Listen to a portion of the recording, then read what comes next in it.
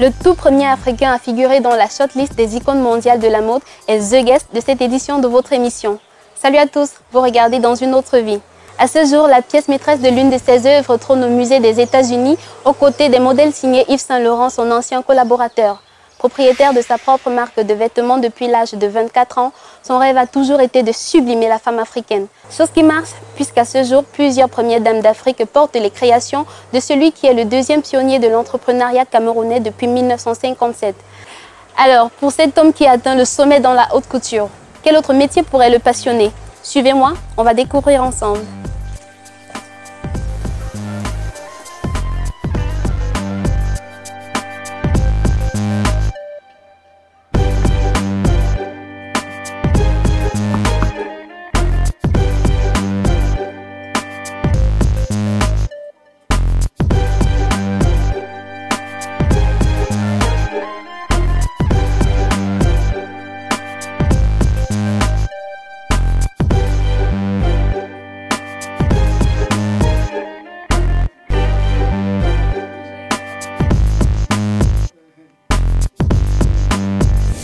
Je suis arrivé à la couture parce que d'abord, il faut le dire, parce que j'aimais m'habiller. Bon. Et puis mes parents, quand on était au lycée, n'avaient pas suffisamment de moyens pour que je puisse m'habiller comme mes camarades. C'est comme ça qu'un jour, je me suis mis... Donc, je n'ai jamais appris la couture. C'est comme ça qu'un jour, je me suis retrouvé en train de défaire et refaire mes vêtements. Après mon lycée, donc, je suis allé aux Arts et Métiers à Bruxelles, plus maintenant les grandes maisons de couture, Saint Laurent, Dior, à Paris, où j'ai appris donc le savoir-faire, dans l'esprit même de la haute couture.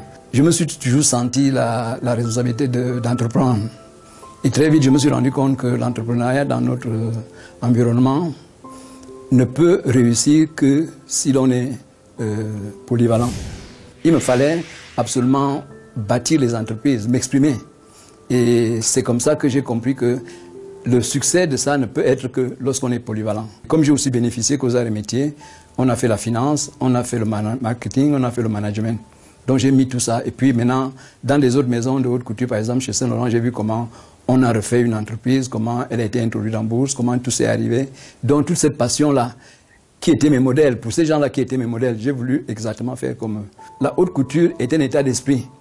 C'est cette haute couture qui vous permet de transformer tout, de créer parce qu'en réalité, la haute couture, c'est créer le bonheur, créer le bien-être. Quand je suis arrivé chez Saint Laurent, c'était une structure qui, la marque était, je peux dire, en gage chez les Américains.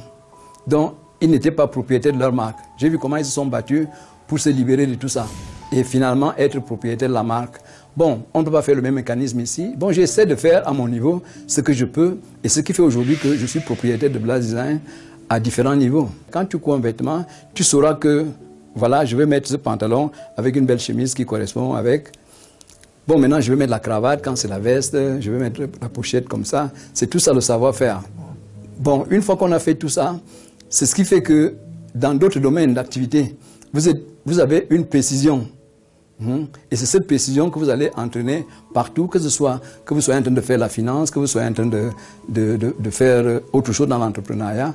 Vous allez avoir cette précision qui est donc le résultat qui est du savoir-faire de la haute couture. Il faut des entrepreneurs capables de bâtir les entreprises sur place. En ce moment-là, il y aura des partenariats. Mais si on s'attend seulement que les investisseurs vont venir, comment est-ce qu'ils vont faire? Comment est-ce que quelqu'un va perdre 20 ans sans rentabilité? Mais par contre, s'il trouve une entreprise qui est déjà posée, il va directement se poser sur cette entreprise et l'entreprise va être dynamique et l'investisseur aussi va vite rentrer sur ses frais. Je suis deuxième pionnier distingué par le JICAM.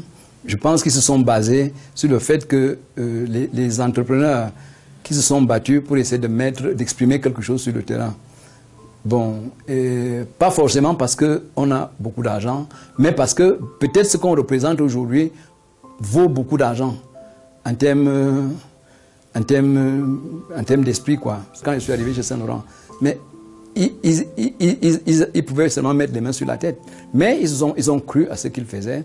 Et puis aussi, il faut dire, quand on croit à quelque chose, il y a des rencontres d'exception, comme Pierre Cardin avait dit un jour. Il y a des rencontres d'exception. Parce que quand vous insistez pour faire quelque chose, la chance peut faire que vous rencontrez des gens exceptionnels. Un vrai entrepreneur, ce n'est pas d'abord pour l'argent. Moi, je suis jamais resté comme ça pour dire que je veux gagner tant d'argent. Je me suis dit, je veux bien faire tout ce que j'entreprends. Et c'est ce qui me vaut tout ce que je suis aujourd'hui. C'est-à-dire que bon, j'essaie de bâtir une autorité. Bon, peut-être que je gagne un peu d'argent.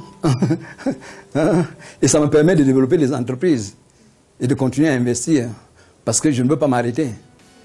Parce que quand je vois tout ce qui est autour de nous, j'ai envie de m'exprimer, j'ai envie de laisser quelque chose.